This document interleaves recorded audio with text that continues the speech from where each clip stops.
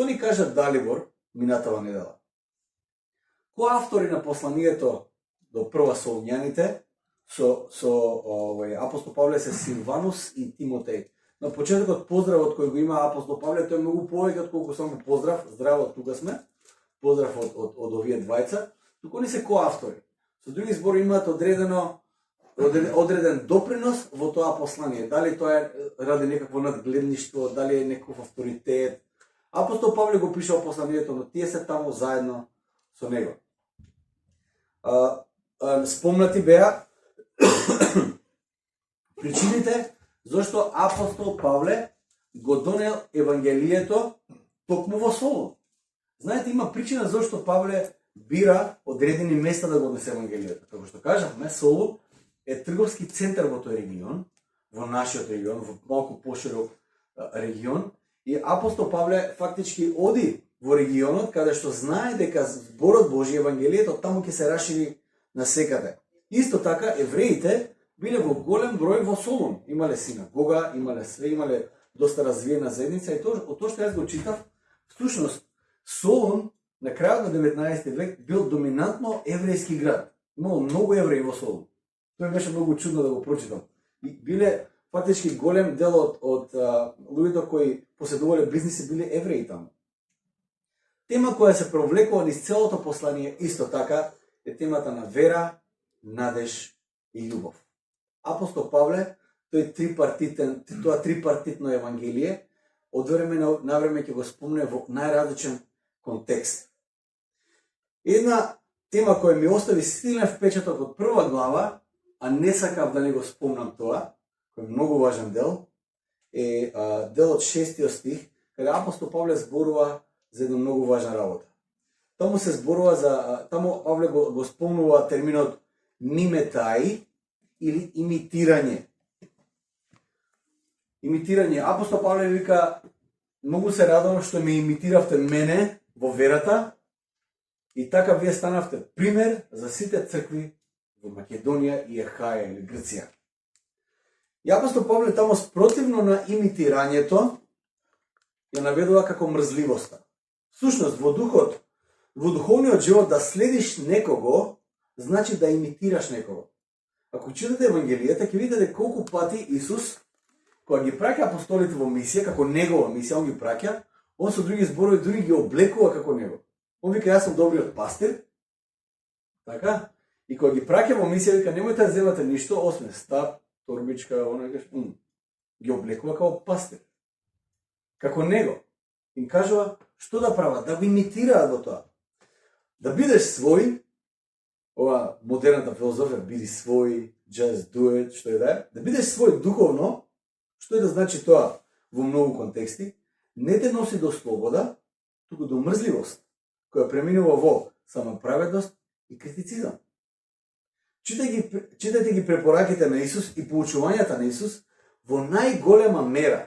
Тоа не се дефиниции. Исус не е учител кој ќе даде само дефиниции, да научи дефиниции. Нашиот школски систем е така базиран. Дефиницијата, ако не ја кажеш до запрека како што треба, имаш минус. Ама не поинтот, ама јас ја разбрав. Што ако си разбрав? Треба до запрека да ја кажеш како што треба, како што во книгата. Исус не дава такви дефиниции.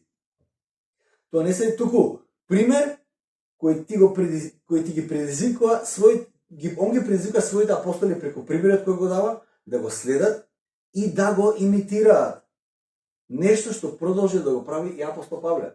Апостол Павле на неколку пати кажа: имитирајте ме мене како што јас го имитирам Христос. Сега ние христијаниве, христијанските водачи у некоја наша лажна скромност, кажеме: ама чекај се, не може да кажем имитирај ме мене, што други од една страна тоа е понизност да кажам: чекам, јас не сум совршен. Од друга страна ме исклучува од одговорноста да бидам пример за другите. Ме исклучува. Нели сите сме грешни? Ако сите сме грешни, ја немам никаква одговорност да бидам пример. Тоа ќе правам, што и да направам, одговорот ќе биде: добро, сите сме грешни. Отприлика тука застанува мабет.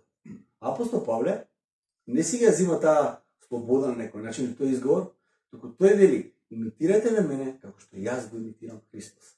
И на таков повик сме повикани сите ние. Јас ќе ви кажам дека за таквиот начин на живот немаме ни опција. Мислиме дека имаме опција? Немаме. Ние едноставно го имитираме она за кој ние сметаме дека е правилно. Секој од нас, никој од нас уствари, не е паднат од небото. Сите сме родени во одреден контекст. И ние, како да кажем, дури и не еволутивно, ама природно, ние ги имитираме нашите родители. Ги имитираме оние кои ги почитуваме, ги имитираме тие кои ги сметаме како авторитет, пример, ги имитираме сите нив. И во добро, и во лошо. Ние имитираме. Јас знам дека децата, од почеток, пред да почнат говорот да го учат, тие имитираат. Првиот начин на учење е преку имитирање. Вториот збор кој апостол Павле го користи тука е типон. Тоа е пример за следење. Како тип. Ви текнува, типон е грчки збор за тип, нешто што се создава според одреден тип. Да станеш пример, мораш први да почнеш да имитираш. Тоа е логиката на апостол Павле. Ви имитиравте мене, како што јас го имитирав Христос, така, се премесува, гледате едно ланчано, и затоа што ме имитиравте мене, сега вие станавте пример за црквите во Македонија и Ахаја да ви имитираат вас. Вие не имитиравте нас, како што ние го имитиравме Христос. Честопади некои од кажувањата на пророците во даден контекст во Стариот Завет, ќе разбереме дека всушност не се изолирани ситуации и препораки кои они ги имаат за одредени личности, туку тие се некои универзални принципи на Божјото царство. Например, имитирањето или да се биде пример за другите, имитирањето пред се, е да кажеме некаков одговор во контекстот на послушноста. Послушанието. За да имитираме с некој духовен водач, некој духовен авторитет кој ги има, тој е исто така вид на послушност. Да бидам послушен во моите дела, во моите постапки, во водството кој ми е дадено. И интересно е дека кога се излегува тие рамки, понекогаш треба да се излеземе, многу внимателно треба да изгледаме, како што Исус излегол од послушноста кон водачите, но бил апсолутно послушен кон Божиот збор, кон неговите ветувања. Но за да бидеме таму, ние мораме да бидеме апсолутно сигурни кој е Божиото водство, затоа што во контекст на таа послушност ние сме послушни кон Бог во конечност. Една од работите кои се најголем проблем кај човекот, тоест првиот греф, ако го дефинираме, ако го расецкаме малце, да видиме зашто се работи тука. Дали е за јаболкот? Дали е само за плодот кој беше гризнат? Зашто се однесува првиот греф? Теолозите се согласни многу во една работа. Првиот греф, колку да изгледа наивно, првиот греф е бунт против Бога. Бунт! К.С. Луис ќе каже, грешникот не е, парафразирам, се не го цитирам, парафразирам, грешникот не е човек кој разбрал нешто погрешно. Грешникот е човек кој треба пред Господ да го остави оружјето и да се покори. Тоа е покаяние. Нема разбрав нешто погрешно. Не. Тоа е оружје кој треба да го положиш пред Господ да се покаеш. Тоа е покаяние. Бунтот во ниеден момент не може да е оправдан. Послушноста, како што вели пророкот, е повредна од жртвата. Животот во послушание према Бог во водството на Божјо ти го ставил, кој Бог ти го ставил во животот е важно во Божјата економија. Има премногу работи кои можеме да ги научиме тој принцип и сакав тоа да не го одминеме од прва глава. Ма денес одиме во втора глава Солуњаните. И едноставно имаме неколку прашања кои треба да си ги поставиме. Една од тие работи за кои сакав јас да ги разговараме е се зборовите, јазикот. Јазикот е многу важен. Јазикот на кој сме изложени. Знаете, Ева и Адам беа изложени на јазикот на сатаната. И првиот грев дојде не преку делот, туку преку јазикот кој резултираше со делот.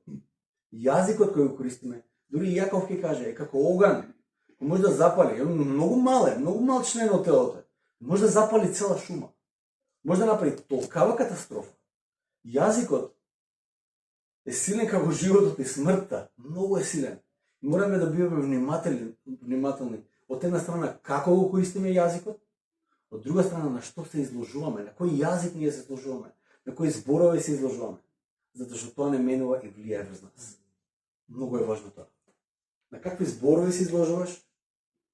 Како те менуваат зборовите на кои си изложен константно? Има голема причина зашто апостол Павле проповеда, им пишува зборови. Затоа што тој сака да ги изложи на Божите заповеди. Тоа се некои од прашањата кои не воведуваат во важната тема во втората глава на Солуњаните. Јас сега ќе го прочитам тој текст.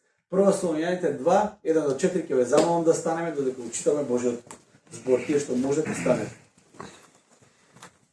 Апостол Павле вели вака: зашто и самите знаете, браќа, дека нашето доаѓање кај вас не беше залудно, напротив, откако пострадавме и бевме навредувани во Филипи, како што знаете, ние се охрабривме во нашиот Бог да ви го проповедаме Божјото благовестие со тешка борба, зашто нашиот поттик не произлегува од заблуда, ниту од нечисти побуди, ниту од лукавство, тука како што Бог не испита и ни го довери благовестието, така изборуваме, за да им угодуваме за да им угодуваме на луѓето, туку на Бога, кој ги испитува нашите срца. Амин.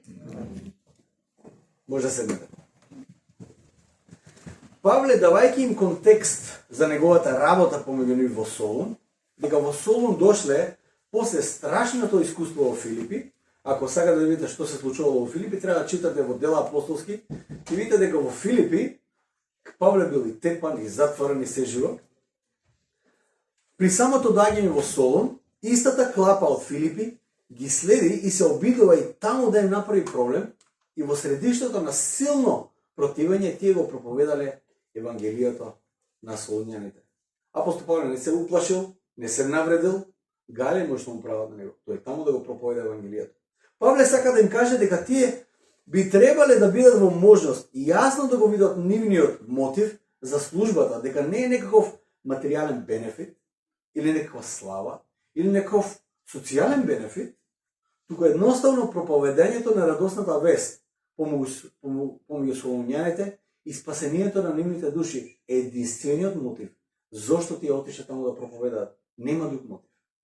Апостол Павле сака да им каже, се што направивме беше да му бидеме угодни на Бога, а не да им угодуваме на луѓето. Пред некој време, знаете, во пасторалната мисија, пошто таа сика служба, пасторалната мисија сика служба, значи тука си да служиш, значи го имитирам Исус како што вика, не дојдов да ми служат, туку да служам на сите и да го дадам мојот живот за откуп на многумина. Јас не можам да го дадам мојот живот за откуп на многумина, тоа е специфично Христова работа, така да не сум јас, немам некој месијански комплекс, но го имитираме Исус во тоа да им служиме на другите, да им служиме на црква, да му служиме на Бог, но и да им служиме на другите. Прво е да му служиме на Бог, па да им служиме на другите. Понекогаш знаеме тоа да го разбереме, служењето да го разбереме со угодување на другите. И тоа често пати е малку, не е лесно да се види таа разлика, каде им служиме на другите, каде веќе тоа станува угодување и така натаму. И опасна е таа линија, да ви кажем искрено, затоа што моментот кога ќе му почнеш да му угодуваш на човекот или да им угодуваш на другите, ти веќе престануваш да му служиш на Бог. Престануваш, не си веќе угоден на Бог, туку си угоден на луѓето. Нешто кое апостол Павле ја предупредува од црквата. Не сме дојдени да му угодиме на луѓето, туку да му угодиме на Бог. Многу е важно тоа. Многу е важно тоа да не се заборави. Но што значи тоа? Што мислите, од каде доаѓаат најголем дел од ужасните работи во црквата? Моментот. Е момент кога да се биде искрен во верата и заедништвото, значи понекогаш да ќе бидеш повреден. Да бидеш искрен во верата, понекогаш значи да бидеш повреден, затоа што живееме на земјата. Сите сме грешни, така ли? Првиот аргумент ќе го кажам. Сите сме грешни. Тој аргумент не е изговор, но аргумент е тоа. Тоа е состојба, не е изговор. Само да не ги помешаме тие две работи. Сите сме грешни и затоа од време на време ќе се повредиме. Но тогаш кога искрениот пристап ќе донесе некаква повреда, тогаш стравот почнува да работи. Или суетата ќе се активира. И почнуваш да гледаш наоколу. Погледот од Бог го свртуваш кон луѓето. Тој момент, според мене, е клучниот момент кога црквата почнува да живее низ тешка сезона. Тој е првиот момент. Затоа што фактот кој веќе си го знаел, дека сите се грешни, сега е толку акцентиран, што ти немаш ништо друго да видиш надвор од тој факт. Погледот од Бог го сврташ према луѓето. Одеднаш луѓето стануваат грди, верувајте ми, грди стануваат. Ти што били убави стануваат грди. Пример, го гледаш Никола, ќе се зјави мене се. Ама ќе почнам со тебе. Го гледаш Никола, па тој не е тој што си го замислува. Го гледаш Живко, пастора, си кажеш, пастора, значи. Не е тој што јас го гледав. Ја гледаш, не знам, кој да знам сега, некој, женските не ги земам, не знам. Има оправдание да не везем опреди. Го гледаш, Игор, не знам. Маријан или некој друг. Гледаш си кажеш, Михаил. Тешко можеш на Михаил да му се научиш, мајде. Го гледаш, човекот ти си кажеш, па не е тој што беше. А јас да го дигнам малку гардот погоре. А јас се заштитам малце. Зашто не можеш да им доверува од тие луѓе. Гардот е толку горе, одбраната е толку горе вака, боксерски, кога кренаш што веќе секој твој нов пристап е со сомнеш за најлошото. Секој твој нов пристап кон некој однос, ти го очекуваш најлошото. Затоа што мислиш, ако го очекувам најлошото, нема да бидам повреден, нема да сум изненаден. Не сакаш никој да направи мајмун од тебе. Секојаш го очекуваш најлошото. И секојаш си на готов за борба. Барем ние македонците сме револуционери. Сите наши химни се борба. Македонски. Таа борба психолошки кај нас се манифестира различно. Знаете, кога имате тој психолошки момент, fight or flight, ако го знаете. Значи, кога ќе се научиш, кога се најдеш во тешка или страшна ситуација, имаш секој од нас има различен одговор на тоа. Некои се готови за борба, а некои бегаат. Тоа е тоа, flight or fight. И во двете сценарија ние не градиме вистински односи, туку со работката преку која ние имаме, обезбедуваме некаква самозаштита. Градиме некаква самозаштита. Ставаме layers, ставаме облеки или како? Слоеви за да се заштитиме. Тоа е еден од погрешните пристапи за градење односи во црквата. Иако изгледа можеби ќе се заштитам повеќе, фактички ти си наштитуваш многу повеќе на себе.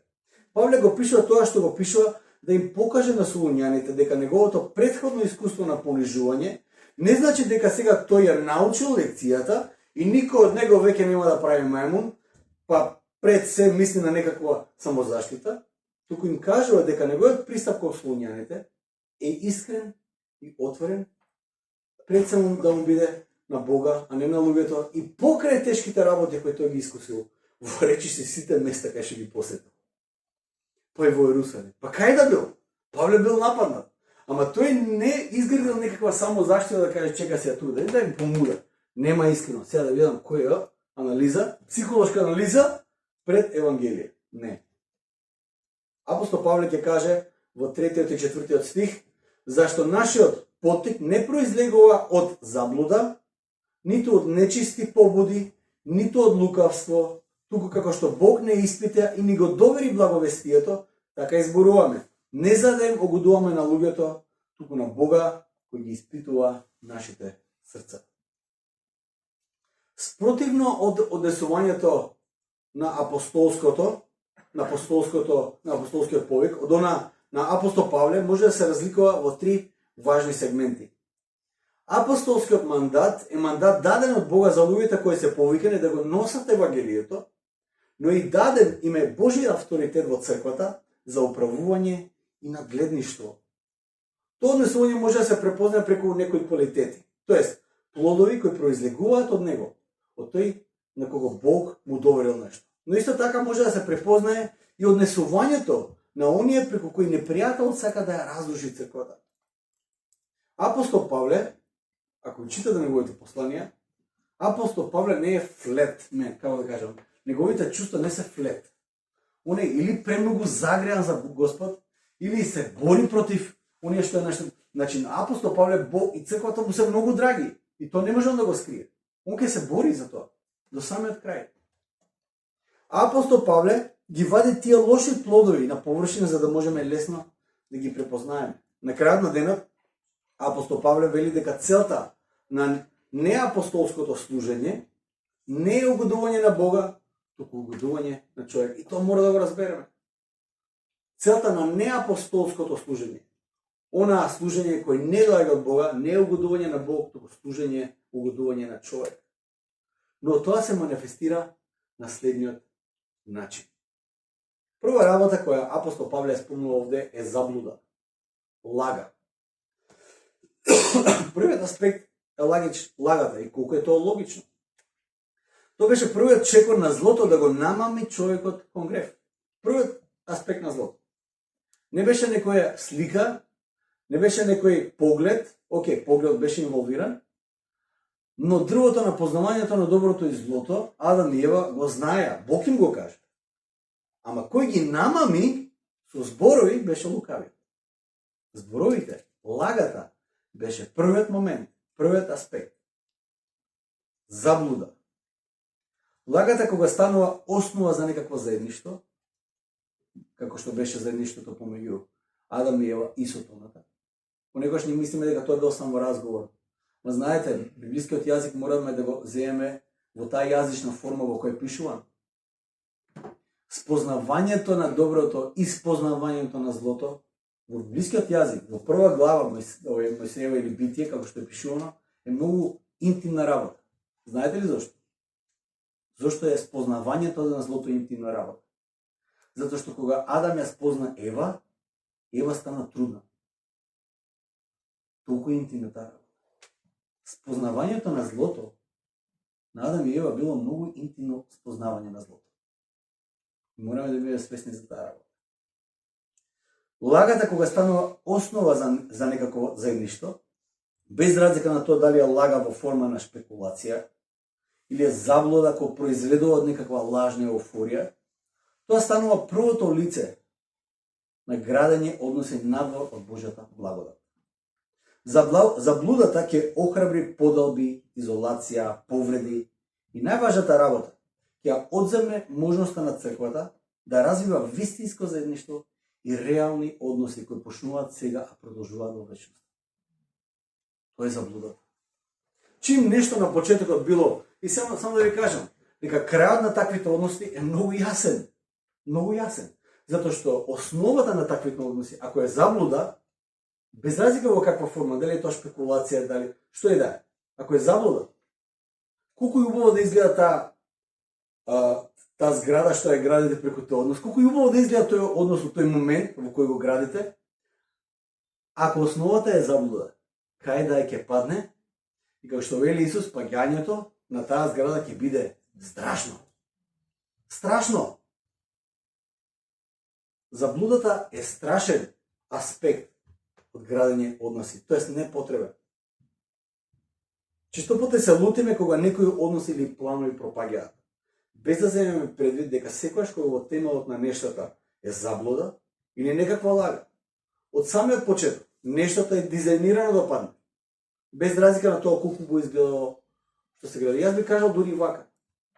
Паѓањето на таквиот однос е исто така милост Божја. Милост Божја. Колку и страшно тоа да изгледа, колку и болно тоа да го чувствувате. Затоа што Господ нема да те охрабри во никаква лага, во никаква заблуда. Во никако. Ако треба ќе боли сега, но подобро сега да го слуши тоа, отколку твојата надеж да положиш во нешто кое нема смисла. Заблуда. Тоа е првата работа на кое сотоната ја користи да удри црквата. Втората работа, вториот аспект кој апостол Павле го наведува тука, кој го користат лажните учители, се нечистите побуди.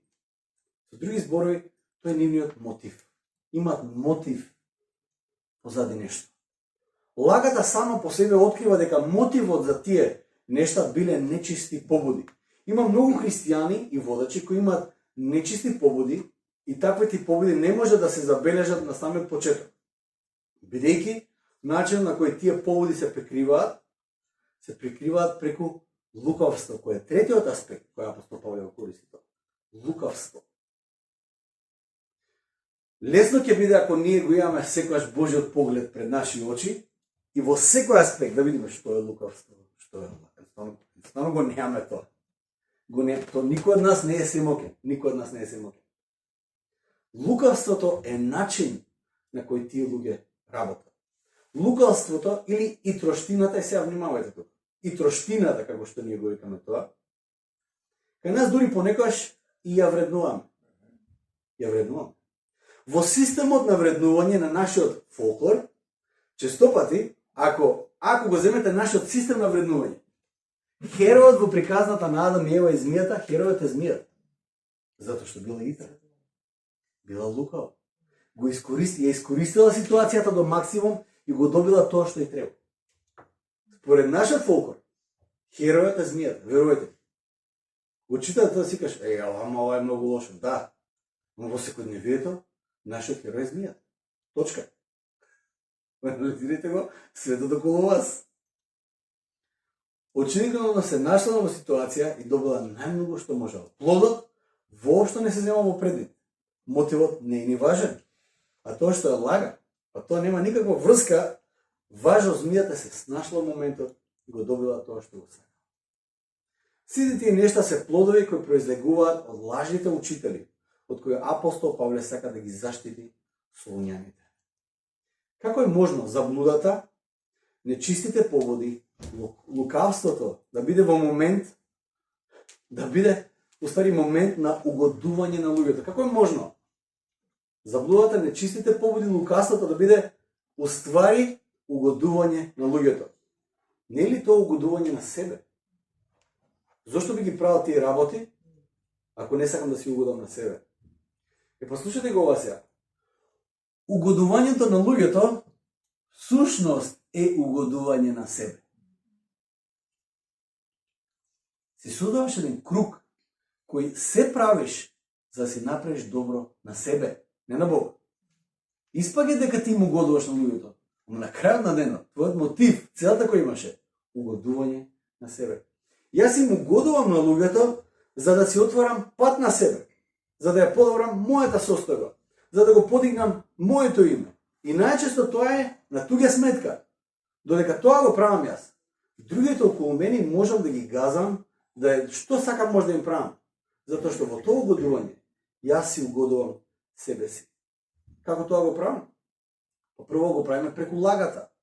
Водам разговори во заблуда и базирам на спекулации. Ја користам секоја можност да отцрнам некого, за да ја презентирам мојата перцепција и мојата порака. Мојот мотив никој не го знае. Во овој даден момент никој не го знае мојот мотив. Го претпоставувам мојот мотив дека е грижа за другите, служба за другите, но во срцето на мојот мотив всушност се нечисти побуди и најчесто тоа се наоѓа на разина на срцето кое само Бог може да го чита. Затоа Павле вели, овде во овој текст, овде додека им пишува, вели и ги предупредува сите, Бог ги испитува срцата. Овој дел завршува со ова реченица. Бог ги испитува срцата. И по тоа начинот на кој се прават нешта и лукавство. Да беше лесно да се открие лагата на почетокот, ќе немаше многу повреди, но бидејќи нештата се прават лукаво од нечисти мотиви и се базираат на заблуда и лага, изложени сме на најразлични повреди. Уѓа тоа е состојбата на црквата во која се наоѓа. Се многу е тешко тоа да се слуша, потешко да се каже, верувајте, на проповедално. Но апостол Павле не предупредува сите нас. Тој вели голем дел од тие нешта не можеме ние да ги прочитаме, бидејќи се на разина на срцето, но Бог суди во срцата и затоа бидете внимателни. Да бидам искрен, еве како духовен водач, како пастор, во тоа јас најмногу се плашам. Искрено ви кажам.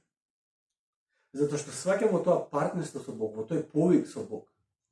Прво и за секој христијанин, повикот за Бог, за мисија со Бог, не е само на водачите и на пасторите. Тоа е за секој христијанин.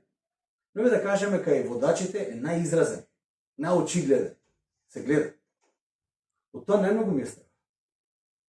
Дали моето поведение, моите зборови, моите мотиви, моите мисли се во согласност и служба на Бога. Или во моментот, во одреден момент, има некој кикен на егото, има некој пораст на тоа некој само преживување што го имаме кај мене. Јас ќе сртам водата на мој правец, дека мојата ниво. Што ќе направам? Тоа најмногу ме страх. Има еден текст од Евреите кој ме држи буден. Барем си мислам дека ме држи буден колку што јас може да бидам свесен. Тој во Евреите 10 глава, 30, 31 стих и 38 стих. Знаете, обично Бог го гледаме како небесен татко кој не сака, не љуби, не мази и све живо и така натаму. Писателот на Евреите не предупредува сите нас, почнувајќи од водачите, па до секој христијанин кој вели вака, зашто ние го знаеме оно што рекол, од маздата е моја. Кој го рекол тоа?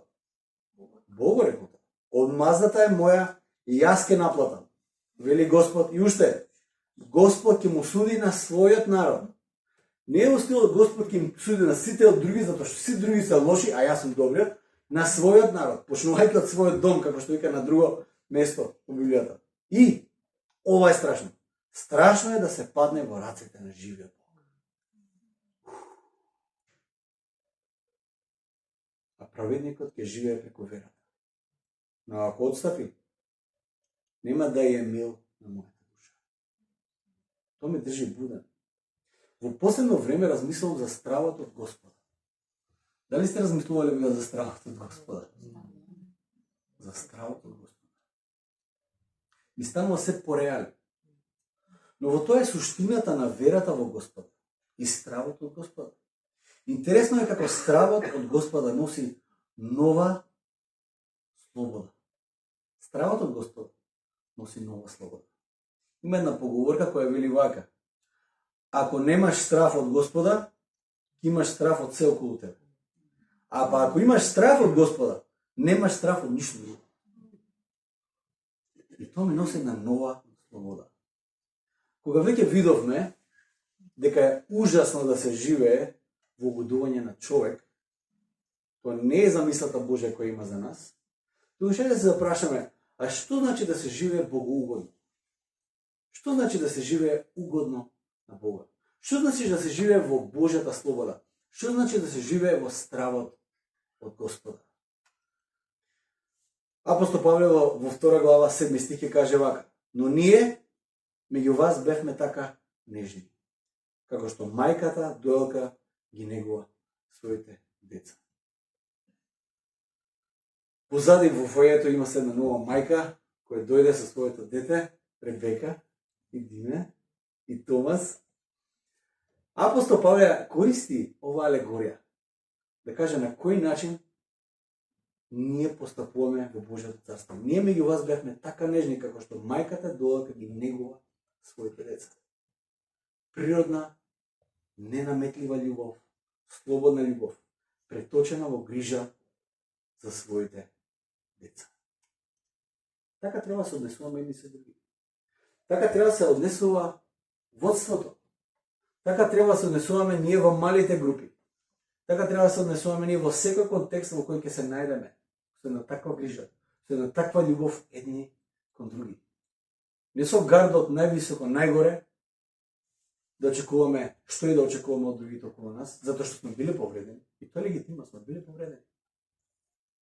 Но да пристапиме како искрена љубов, нежни. Зборот кој апостол Павле тук го нагласува е нежни. Бевме така нежни. Апостол Павле го каже тој збор. Тоа не е едноставна работа. Да видим што се апостол Павле кажал тука. Он тука е многу нежен. Нежни. Пристапете кон вас. Како мајка кој ги негува своите деца. Природна и ненаметлива љубов. Преточена во грижа како за своји деца.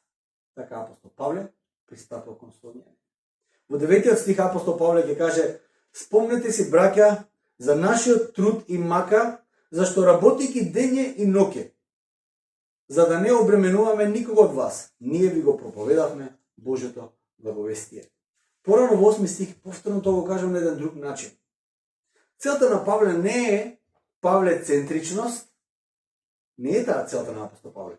Апостол Павле не ги посетува нив, не им проповеда на нив, не им пишува на нив, за да вниманието го сконцентрира на себе. Слушајте ме, мене сега, ја знам. Целата на Павле е христоцентричност. Во се што проповеда, тој толку ненаметливо доаѓа таму. И вика, и ние се обидовме воопшто да не видиме терет на вас. Само да ви го проповедаме Евангелието. Да го проповедаме Божјото благовестие. Тука апостол Павле ги отелотворува зборовите на Јован, на Јован Крстител. Тој да расте, јас да се смалувам. И тој го покажува тоа во секое писмо, во секој збор кој го пишува. Тој е еден всушност од тригерите кои треба да ги развиеме. Ние, христијаните. Што доминира во нашите разговори? Изградување на верата или нешто друго? Во нашите меѓусебни разговори. Светот е толку окупиран сега со информации што интересно е дека читав некои историски податоци и анализи е дека човекот во денешно време обемот на информации кои ги добива за еден ден е еквивалент како на човекот од среден век кој ги добива информациите за цел свој живот. Замислете колку информации се влеваат кон нас. Јас затоа во последните неколку проповеди зборува за духовна дислексија. Ние сме толку преокупирани со YouTube проповеди, па и нашиве се таму ставени. Какви ли се нематеријали се наоѓаат на секаде, какви ли се невести доаѓаат, па ние сме сега ставили пред суд. Дали се тоа прозападни вести или происточни вести? Не знам. И тоа крај нема. Крај нема. И толку сме преокупирани со таа работа одгоре на се, кога ги дојде мала група, треба да се смириме и да разговараме за верата. Па ќе разговараш за верата? Твојот фудбалски тим изгубил пред 2 сати, сега ти ќе бидеш фокусиран на верата. Ти си вознемиран за вестите во Иран. Што е? Што доминира во нашите разговори? Што доминира? На што се изложуваме? Која тема доминира? На што сме изложени? Божиот збор. Тоа треба да имаме тригери, кои веќе не може да ги поднесеме некои работи. Некои теми јас веќе не можам да ги разговарам. Верувате ме, ќе се најдам во некои контексти и изгледам као глуп. Што не ќе да учествувам во некои теми, во некои разговори. Луѓе разговараат, мислат дека јас немам некакво мислење. Или не сум информиран. Едноставно не ќе да учествувам. Зошто? Затоа што кога ќе почнеме темата, следните 3 сати ние сме у таа тема. Не само што не сме го решиле светскиот мир, за кој никој нас ништо не прашува, интересно беше за Иран, бомбардира се живо, и ние што ќе направиме Македонија. Иран не знае дека Македонија постои, така нема што да се секираме. Ние сме по благодат толку беззначени што никој не мисли на нас. Во тешки моменти ние сме најбезбедната држава во регионот. Фала на Господ за тоа. Што доминира во нашите разговори? Проповедање на Божјото благовестие. Во прва Солуњаните 2:10 и со ова тој стих ќе завршам. Вели вака: сведоци сте и вие и Бог дека свето, праведно и безпрекорно постапувавме пред вас кои веруваме. Сведоци сте и вие, тоа е наменето за Солуњаните. Ама кога апостол Павле ќе каже сведок е Бог, тоа Солуњаните не може да го знаат. На кој начин апостол Павле ќе им покаже дека Бог е сведок за тоа што тој го зборува? Кога ќе каже сведоци сте вие, тоа е наменето за Солуњаните. Ама кога ќе каже сведок е Бог, тоа е наменето за Павле, кој го пишува ова послание. Како може Солуњаните да знаат дали Бог на вистина сведочи за тоа што Павле го пишува и дека тоа е вистина? Токму овде, според мене, се манифестира стравот од Господа, кој Павле го има. Стравот од Господа е присутен во ова реченица. Го пишува тоа и како прво Павле го зема тоа сериозно. Тоа што Павле го пишува, тоа не се само зборови кои он сака да ги напише. Треба уште една проповед да спреа. Ајде сега да истражам, да напишам нешто. Тоа Павле го зема страшно сериозно. Се што пише, секој збор што го подредува тука, сака да биде со Божјот авторитет. Да биде со апсолутна вистина до толку колку што он може да го напише. Павле тоа го зема сериозно и се подложува под Божјиот суд за секој збор што го пишува. се подложува он сами од себе си, под Божиот суд, за секој збор што е напишан, за секој збор што е искажан, дека тоа што го пишува е вистина. Не спекулација прекриена во некаква ласкавост и лукавство, за кој тој пишувал во претходните неколку стихови, туку вистина за кој тој е спремен да одговара пред Бога. Не да умре за таа работа. За апостол Павле и тоа не е кој знае што. Јас ќе умрам за нешто. Помреле куп луѓе за нешто. Дали сум спремен да стоим пред Божиот суд за ова што сега го зборувам. Тоа е стравот од Господ. Вистината за која Павле е спремен да одговара пред Бога е дека тој со солуњаните постапувал само свето, праведно, безпрекорно. Моето прашање до секој еден од нас, што неќе од мене. Дали животот го живееш на тој начин да биде свет, праведен, безпрекорен? Дали јас го живеам мојот живот на начин на тоа да биде свет, праведен, безпрекорен? Што значи свет живот? Свет живот е живот одвоен за Бога и посветен на Божјата кауза и мисијата негова во светот. Живот целосно посветен да му биде угоден на Бога, а не на луѓето. И најмалку на тебе. Живот целосно посветен на Бога, да му биде угоден на Бога. Не на луѓето, а најмалку на тебе. Тоа е свет живот. Да бидеш одвоен за Божјата мисија. Намерно. Не случајно се најде оваа црква. Што ти прави? Намерно. Праведен. Што значи праведен живот? Живот кој е праведен е како животот на Јосиф, на Марија, кој не ја накодошил Марија дека е трудна и би уништил со непоправлива штета тоа да ја издал пред сите. Вика како што праведниот Јосиф постапи со Марија. Иако за него немало друго објаснување зашто она е трудна, освен неверство. Но Јосиф бил праведен. Праведен живот значи живот кој е милостив живот, но е живот кој свети со Божјата правда. Милостив живот, но живот кој свети со Божјата правда. И затоа тоа е живот кој ја остава правдата на Бог. Правдата останува кај Бог. Што вика Бог? Јас ќе се одмазнам. Правдата е моја. Тој е праведен живот. Не е само милостив и не е само праведен. Праведниот живот праведникот знае што е неговата работа. Мојата работа е да искажам милост. Правдата е Божја. И безпрекорен живот. Што значи безпрекорен живот? Свет, праведен и безпрекорен. Безпрекорен значи без вина пред Бог.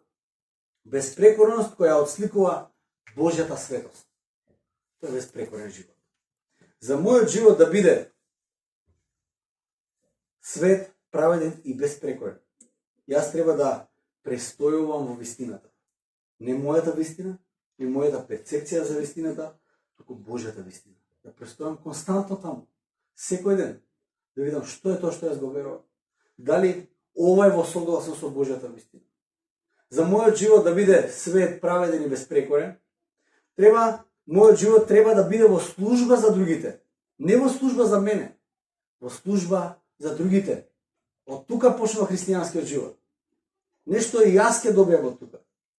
Како можам јас да им послужам на другите? За мојот живот да биде свет, праведен и безпрекорен, јас треба да го градам Божјото царство и да воспевам Божјата слава, а не да го градам моето царство и да ја разгласувам мојата слава. Дали моите разговори се свети, праведни и безпрекорни? Дали моето поведение е свето, праведно и безпрекорно? Дали градењето односи со другите во мојот живот е свето, праведно и безпрекорно градење на моите односи? Како пастор, како духовен водач, една од тие важни работи кои Божиот повик ги носи на духовниот водач, барем треба да ги има, е тој оган во коските, кој го има за проповедање на Божјата вест, за разгласување на Божјата вестина. Тоа е една работа. Да едноставно не можеш а да не разгласиш за Божјата надеж, за Божјата радосна вест. Да гори тоа во тебе. Како што Еремија го почува тоа, Еремија вика не може веќе нема да зборам, овој народ што е да му кажеш, ништо не функционира. Тоа е тоа. Тоа може би македонци да се доселиле историски. Има такви теории. Еремија вика не можам а да не зборувам за Божјата порака. Не можам. Тоа е првата работа. Втора работа е грижата или тежината на душите за кои ти си повикан да им служиш. Тежината. Затоа што има тежина во повикот, ти не можеш да правиш многу нагли потези. Не можеш да ти каже, нашо цена, готово. Само ти размислиш за тоа што Господ тебе те води во одредени ситуации. И тежи тој повик. Тежи тој повик. Тежок. Сите тие што биле во духовна, реална духовна мисија, повикот е тежок, не затоа што тасковите се тешки. Не затоа што одговорности се тешки. Затоа што одговорностите за душите кои Господ ти ги доверил да ги водиш, да не ги надгледуваш, е тешка одговорност. Затоа што за тие работи ќе одговараме пред Господ. За тие работи. Тоа сега го зборам за мене. Но тоа важи за секој еден од вас. Затоа што на секој еден од вас Господ му дал, јас тоа го велам, простор на влијание. Каде што ти си одговорен да навесиш радосната вест и ти си одговорен да ги водиш тие луѓе во покаяние. Секој еден од нас има таа тежина. Може да го гледате сега Живко и се кажете, ја тоа не го чувствувам, тоа е одговорност на Живко. Он е платен за тоа, он е пастор. Одговорноста, повикот Божи е за секој еден од нас. Во различна мера, со различна одговорност, но повикот е за секој еден од нас. Зошто го кажам тоа? Затоа што еден ден кога ќе отидеме во Царството Божјо во слава, нашата слава нема да биде мојот стил со кој се облекувам, кој е најдобар на цел свет. Мојата слава нема да биде мојата фризура. Мојата слава нема да бидат моите дипломи. Мојата слава нема да биде сметката во банка што имам. Мојата слава нема да бидат сите станови кои ги купам, куки што и да имам. Мојата слава нема да биде фирмата која градам. Мојата слава нема да биде името кое јас сам ќе си го подигнам и ќе се прославам на секаде. Мојата слава нема да биде мојот статус кој јас го градам цело време активно. Мојата слава нема да биде имиџот кој јас го брадата кој си ја растам и си ја негувам многу. Мојата слава нема да биде ништо од тоа. И тоа апостол Павле многу добро го знае. Славата која апостол Павле за себе ја зима и ги праша Солуњаните вели, а што ќе биде на мојата слава ако не ви? Оние кои Господ ми ги доверил, јас им служам со срце. Твојата слава ќе бидат луѓето кои Господ ги доверил во твојот живот да им служиш. Тоа е твојата слава. Друга слава немаш. Што сакај пре? Немаш друга слава. Славата која имаш се луѓето кои Господ тебе ти ги остави и ти им служиш верно. Ти ги сакаш и се молиш за нив. А се тука за нив. Ти ги благословуваш. Ти ги изградуваш. Друга слава нема да имаш. Тоа е твојата слава. Која ќе биде мојата слава ако не вие? Во карактерот на вистинските Божји слуги е вашето внимание да го свртат кон Бог. Божите слуги треба вниманието да го свртат кон Бог, вашето внимание, не кон себе. Вашата надеж да насочат кон Бог, а не кон себе. Вашето внимание и вашите уши да ги насочат кон Бог, не кон себе. За крај сакам да прочитам еден текст од Томас Кемписки. Ова е еден прекрасен подрок за мој 40 роденден. Многу сакам, ова си го читам од време на време овие текстови. Слушате го текстот од Томас Кемписки, кој го пишува за верата. Или она како што он го кажува у времето кое он тоа го пишува за религиозниот живот. Религиозниот живот не се мисли на некој религиозен празен живот, туку вистинскиот живот во Христос.